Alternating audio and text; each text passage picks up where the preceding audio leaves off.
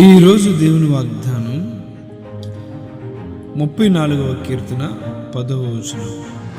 సింహపు పిల్లలు లేమి గలవై ఆకలి గుణము, యెహోవాను ఆశ్రయించు వారికి ఏ మేలు కొదువ అయ్యుండదు.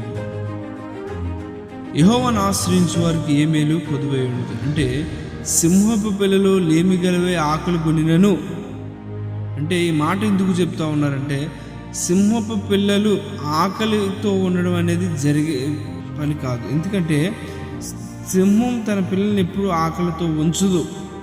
ఏ విధములైనను ఆ సింహం అడవికి రాజు కనుక ఏ సమయంలోనూ తన ఆహారం సంపాదించుకుని దాని పిల్లలకు పెట్టడానికి ప్రయత్నిస్తూ ఉంటుంది. అంటే ఆకలితో ఎప్పుడు ఉండవు. ఒకవేళ అవి ఉంటే ఉండొచ్చేమో కానీ దేవుని ఆశ్రయించే వారికి ఏ మేలు కొదువ అయి ఉండదంట.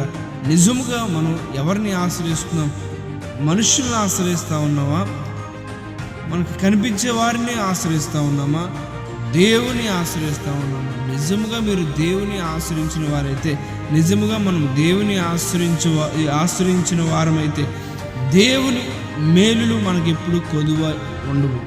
ఆయన మన జీవితాలలో అనేకమైన మేలు చేసే దేవుడు.